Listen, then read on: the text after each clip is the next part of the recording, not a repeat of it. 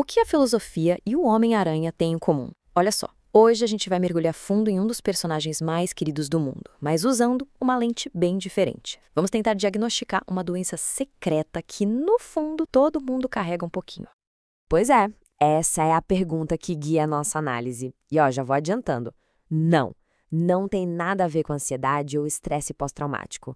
A resposta é bem mais profunda, mais esquisita e, o mais doido de tudo, muito mais universal.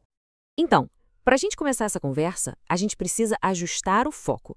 O problema do Homem-Aranha não é algo que está na cabeça dele, mas sim na fundação de quem ele é, na própria estrutura do seu ser. Exato. A gente está saindo do campo da psicologia e entrando na ontologia, que é basicamente o estudo do que significa ser, da existência em si.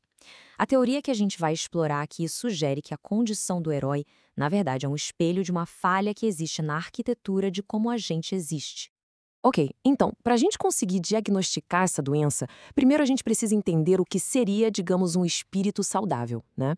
E segundo essa análise, a base de tudo são 3 pilares essenciais.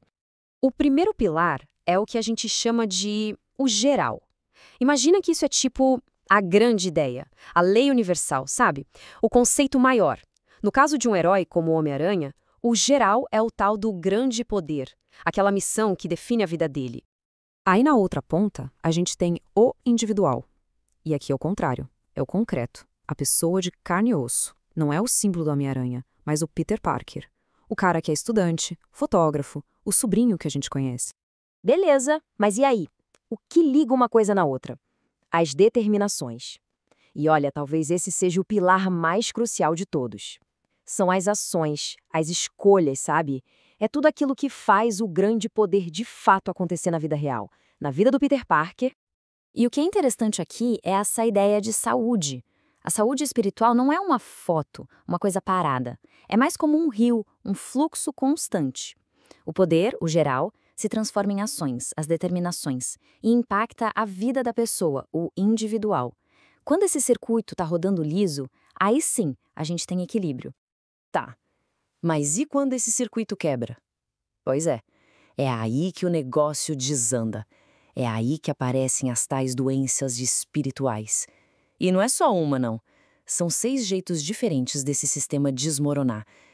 Mas antes de ver as 6 doenças, a gente precisa entender como essa quebra acontece. Basicamente, são 2 jeitos. O primeiro é a carência. Pensa que faltou uma peça na caixa do quebra-cabeça. Ela simplesmente não está lá. É uma falha estrutural.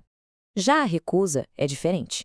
A peça está lá, mas a pessoa escolhe não usar. É uma decisão consciente de ignorar um desses pilares. Ok, eu sei, essa tabela parece complicada. É muita informação de uma vez. Mas vamos com calma. A lógica é simples. Olha só. Cada um daqueles 3 pilares, geral, determinações e individual, pode quebrar daqueles 2 jeitos que a gente viu, por carência ou por recusa. 3 pilares, 2 jeitos de quebrar, pronto. Temos 6 doenças espirituais. Não precisa decorar esses nomes esquisitos, não. O importante é a ideia. A gente vai focar em algumas para entender como isso funciona na prática. Vamos pegar um exemplo para a coisa ficar mais clara.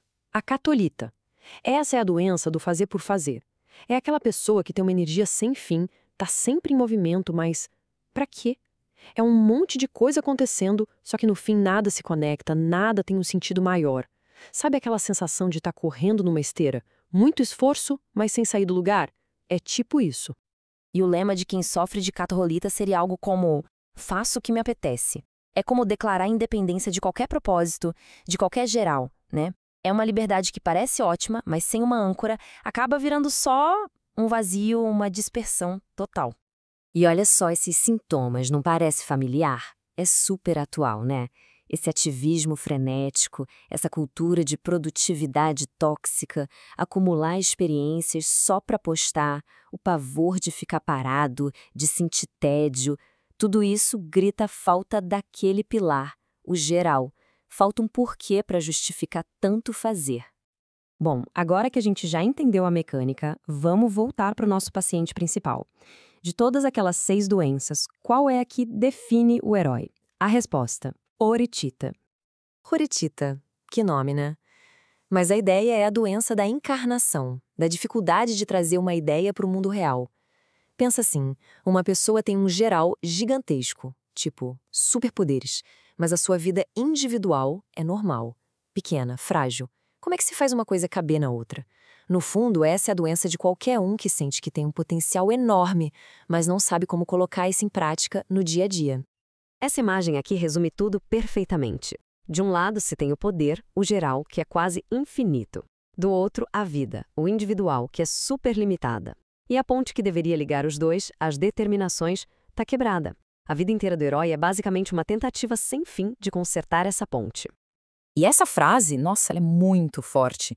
A máscara não é só um disfarce para proteger a identidade. Pensa nela como um sintoma. A cicatriz visível da oretita. Ela é a barreira que impede que o geral, o Homem-Aranha, simplesmente engula e destrua o individual, o Peter Parker.